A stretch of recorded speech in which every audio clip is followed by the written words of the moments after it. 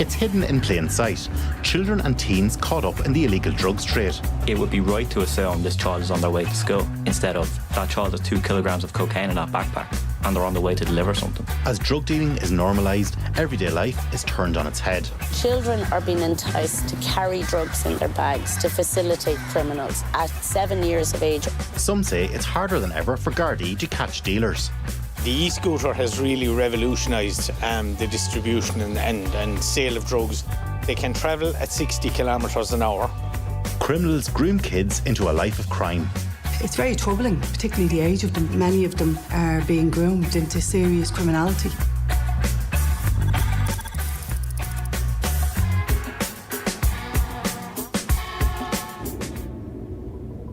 It's Tuesday afternoon in Dublin's north inner city.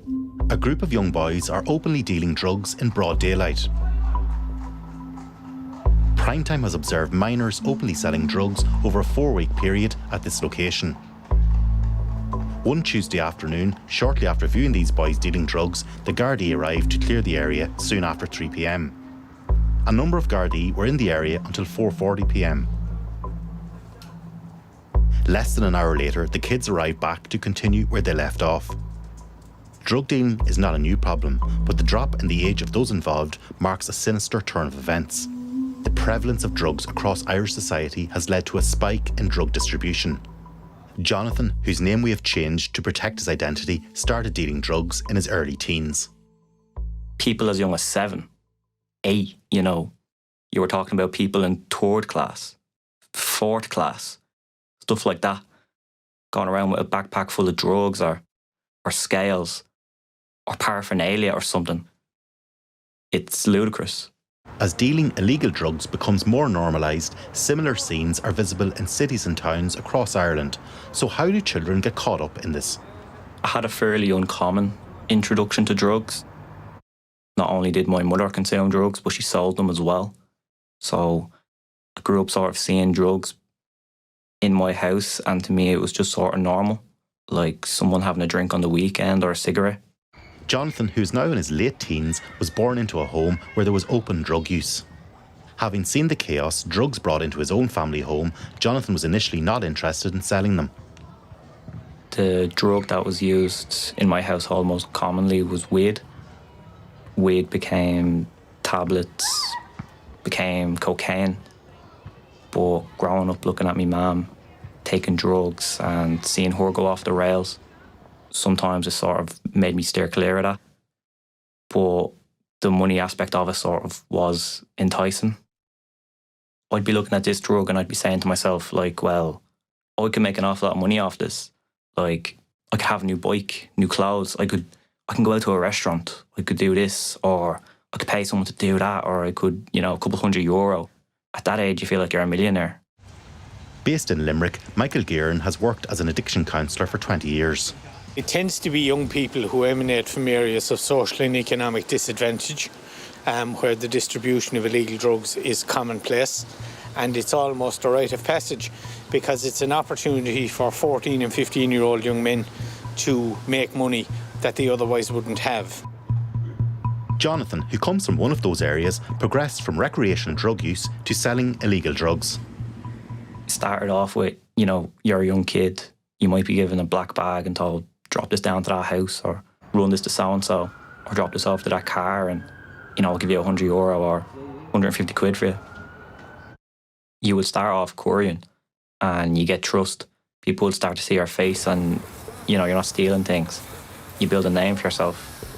So then they might say to you, okay, come into the house, and then you might be bagging stuff up, which means you might be, say, in a living room, bedroom, someone's kitchen. In a practice known as cuckooing, drug dealers take over a vulnerable person's home to cut, pack and deal drugs, forcing the residents to move out or stay in one room. Jonathan has worked in these houses. More often than not, the individual who owns the house is aware and is paid off by whoever's using their house. And, depending on what drugs it is, it's the same formula regardless. You normally have a weighing scales or several. You have multiple people. You have packaging, which could range from ripping off black bags Tesco bags, Dunn's bags, all the way up to, you know, custom packaging for your weed, glass jars for it, you know, stuff with QR codes on it even. You would weigh them out. You would take your batch. You'd be given, say, maybe €500 worth of weed, and you're expected to sell that, regardless of what drug it is. It's normally multiple people in a house. You go to a nice area with high-rise apartments, you know, with a Lewis, gated communities. That's where it happens. It doesn't happen in boarded up flats or houses rampant with drug users and drug dealers, because it's too obvious and it doesn't make sense. No one's going to assume that that house is the house that they're going to be using to chop up Class A drugs. I've often seen hotels be used, and I've often seen Airbnbs be used. After illegal drugs have been prepared for dealing, minors are sent out in the streets to sell them. You could pay anywhere between €50 and €100 a gram for cocaine, depending on quality. You're talking about €30 for illicit benzodiazepines per card, and you're talking anywhere between €30 and €50 for a rock of crack cocaine. And generally speaking, these young people who are transporting drugs on e-scooters and electric bicycles tend not so much to be distributing cocaine, but tend to be distributing things like crack cocaine and counterfeit benzodiazepines to hardened drug users. Primetime has observed children openly selling drugs on O'Connell Bridge in Dublin city centre. We asked criminologist Trina O'Connor to analyse some of our footage. So I suppose this confirms what people are saying is going on in their communities and their neighbourhoods is open air markets. A lot of it would be, you know, grass and cocaine, and we are seeing more crack at the moment. Many of the dealers engage in a game of cat and mouse where they momentarily disappear when spotters alert them when the Gardaí are approaching. What we're seeing something very small being passed. He's taking it out of his mouth there, so he could be cheeking it. So they'll put small deals in their mouth to cheek it. Yeah, so you can see this guy, he seems to be counting the packets that he has. I'd reckon that he's not carrying a lot because there's distinct roles. So you've got people that are lookouts, and then you've got people that are holders, and then you've got the hand-to-hand sellers like this guy and somebody who carries the cash. So this is highly organised, and there is a real division of labour among these young people. These are very young, particularly this young baby face here, which I know people can't see, but we can see. It's really troubling to see somebody that young dealing in an open area like that, so blatantly. For some young dealers, the sale of drugs initially comes with the illusion of a better life. It feels really good at the start. You start to get quite ambitious. You start to get quite confident. You start to get quite happy, euphoric. I have money in my pocket, you know, just nothing that can stop. I want to go on a holiday, done. I want to order food for myself, done. I want to buy a brand new bike, done. I want to spend all my money on the same drugs I've sold, done. But children who get involved in the drugs trade are put under massive pressure to sell. As far as drug dealers go, these are not reasonable people. The pressure from the higher echelons is mainly just make money no matter what it's like. The guards are there, I don't care, sell my drugs. If there's a person there that you don't like, I don't care, sell my fucking drugs. If you're going on a holiday, I don't fucking care, sell my drugs. If you're going to your child's birth, that's great, sell my fucking drugs. That is what the pressure is. We don't really appreciate the sophistication with which drugs are distributed within our cities and towns. These people tend to travel in groups of 2 or 3, and when they see Gardaí, what they will do is they will split off into individuals, and only one of them will be carrying cargo. The e-scooter has really revolutionised the distribution and sale of drugs, because they can travel at 60 kilometres an hour, which gives the person who is distributing the drugs a distinct advantage against conventional Garda means of pursuit. Across the country, e-bikes and scramblers are now part of an emerging culture around drug use and delivery.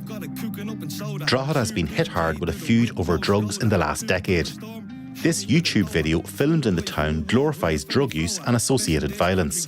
Some adults were upset that the video was even filmed in the area. They were unhappy with the depiction of their town. The rap video, called Real Street Kids, portrays drugs, gang culture and young people in Drogheda. It was released on YouTube 2 years ago. Filmed in an estate in the Louth town, local kids feature in the video released by convicted criminal Dean Thornton. The song referenced the high-profile drugs feud that erupted in 2018 in the town and resulted in deaths. People who work in drug addiction services and the education sector say off-camera that children are being used to work as drug mules in regional towns across Ireland, including here in Drogheda. From the outset, I have to underline the fact that this is affecting a very minority number of people here in Drogheda. But as a result of visiting schools, I've been made aware of the fact that children as young as 7 are being involved in carrying drug muling, bringing drugs into their school bags as far as the school gates, and then at an older age, from 9 and 10 years older, being actually brought in to sell drugs. This is hugely concerning because people are targeting vulnerable children and their families who are equally vulnerable.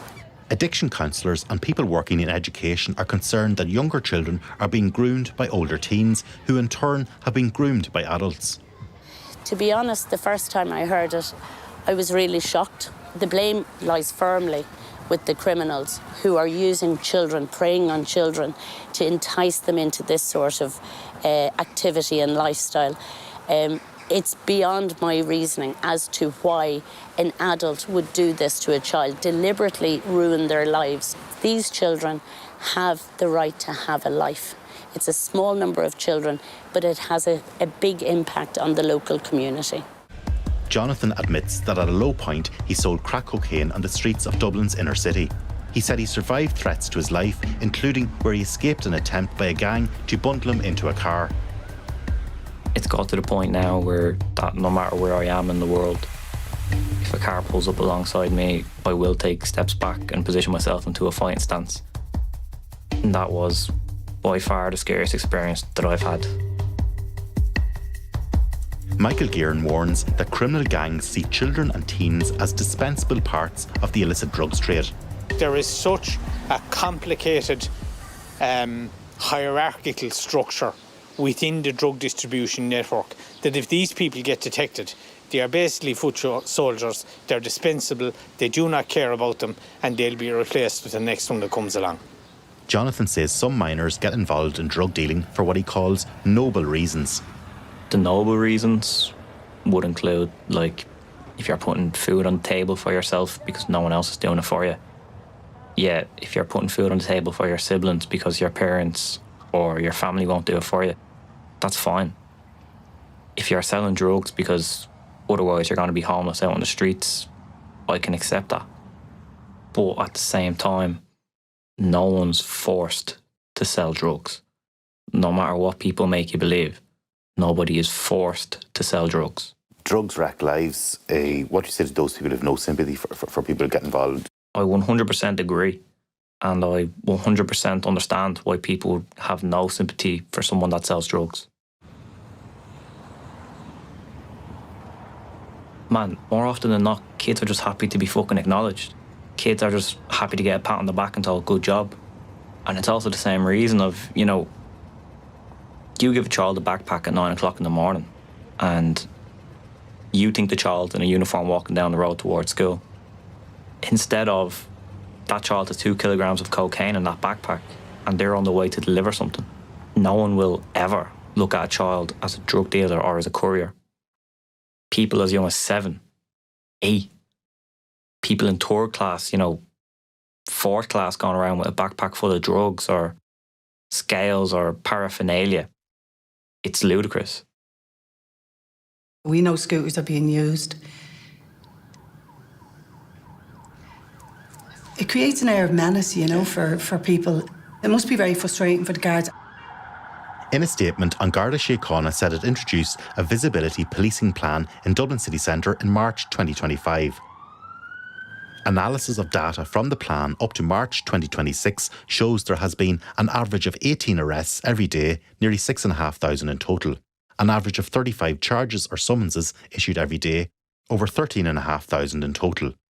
There have also been increased detections, including drugs for simple possession are up 16%, and detections for obstruction under the Drugs Act are up 27%.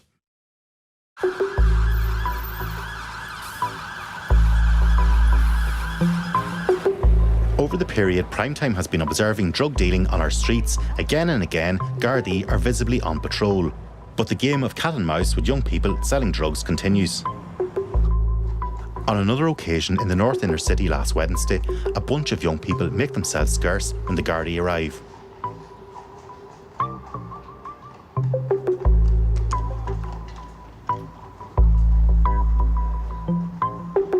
Then they return when the Gardaí leave.